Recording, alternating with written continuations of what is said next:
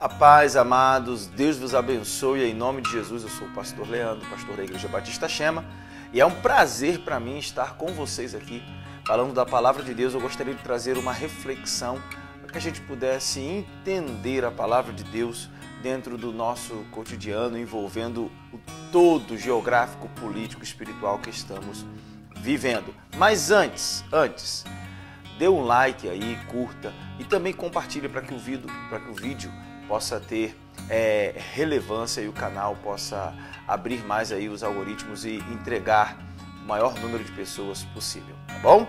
Foi lá, curtiu, ok? Depois você compartilha e comenta se você gostou ou não gostou, sua opinião é bem-vinda, tá bom? Eu gostaria de falar com você hoje no livro de Miqueias, no capítulo 7. Miqueias se encontrava em um quadro que parece-me não tão diferente do quadro social, geopolítico, universal que nós nos encontramos hoje. Miqueias, no capítulo 7, ele começa a falar que já pereceu da terra o bom homem. O piedoso já não existe mais. Ele diz que as mãos daqueles que têm o poder correm e se apressam diligentemente para fazer o mal. Que os nobres e os magistrados, eles já não julgam mais com o juízo perfeito, mas foi-lhes execrado o bom senso, ou seja, julgam por suborno, o juiz aceita presente para que a causa seja ganha, favorável àquele que lhe presenteou, e ele diz que os nobres, o melhor deles, destes ao qual ele está se referindo, era como uma cerca de espinho, ou seja, como uma sebe, se encostou, espetou.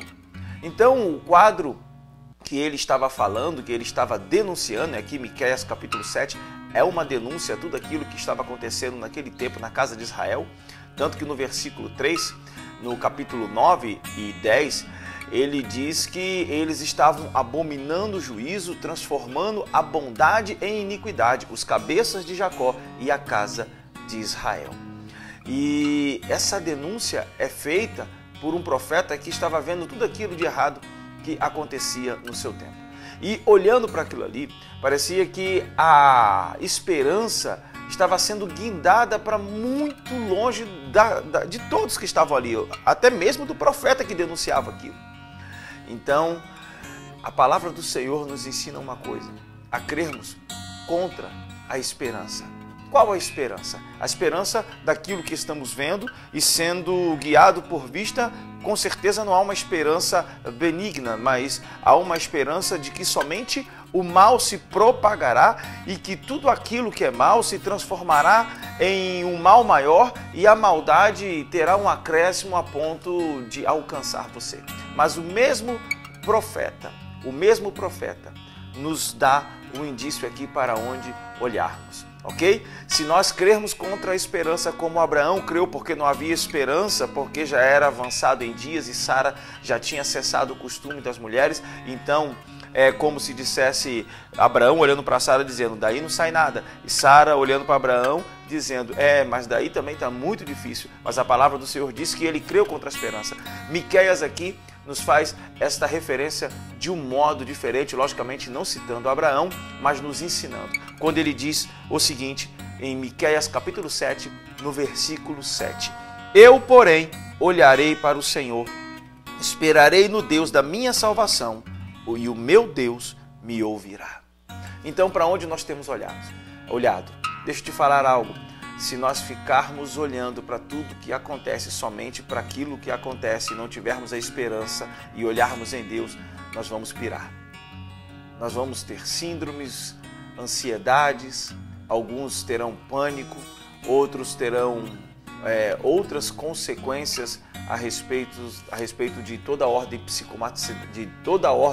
de psicomaticidade e toda essa soma do psique que traz tudo aquilo que é ruim pelo nosso viés cognitivo negativo, começa a ter uma pulsão predominante na nossa vida. E aí a gente começa a viver os dias de maneira amarga, começa a viver os dias de maneira torpe, sem esperança, começa a viver o dia de maneira mal. E aí começa até a dizer, os dias são maus. Se os dias são maus, eu estou incluído nesse dia, o que custa ser eu mal também? O que custa, se está todo mundo aceitando um suborno, aceitarei também. Se está todo mundo fazendo o que é ruim, eu farei também. Não. Se você ficar olhando para tudo aquilo que está acontecendo desta maneira a qual eu falei pregressamente, você vai agir dentro dessas consequências. Mas se você começar a olhar de uma maneira esperançosa, se você começar a olhar de uma maneira em que o profeta nos ensina aqui, eu olharei para o Senhor. Então, não é para onde você olha, mas para quem você olha. Se fosse você, anotaria isso aí.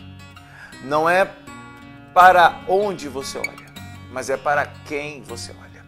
Então, quando nós olhamos para as circunstâncias, nós estamos olhando para um lugar. Mas quando nós estamos olhando para Deus, nós estamos olhando para alguém. Então, quando nós estamos olhando para Deus, nós sabemos que dele vem a nossa salvação. E ele diz, eu porém, ou seja, porém, todos podem estar olhando para algum lugar, mas eu, porém, entretanto, todavia, ainda que todos estejam olhando para o lugar da desgraça, eu, porém, olharei para o Senhor. Esperarei no Deus da minha salvação e o meu Deus me ouvirá. Quando você olha para Deus e tem essa esperança, que é de se esperançar, é ter esperança, é esperar, mas agir olhando, orando e sabendo que Ele vai te ouvir. E o Senhor não ouve apenas por ouvir. O Senhor, aqui esse termo ouvir, vem de shema, ou seja, o Senhor age, Ele está tendo uma reação mediante aquilo que Ele ouviu. Não é escutar apenas, porque às vezes nós escutamos, mas não ouvimos. E Deus não. O termo da raiz que o profeta Miqueias usa aqui é de um Deus que está ouvindo e não está ouvindo passivamente, mas está prestes a tomar uma atitude mediante aquilo que ele ouviu. Então, não olhe para o lugar, olhe para Ele, porque não é para onde você olha que vai fazer diferença, mas é para quem você olha. Olha para Deus. Miqueias apresenta o problema e mostra a solução. Deus abençoe a sua vida, em nome de Jesus. Fique na paz.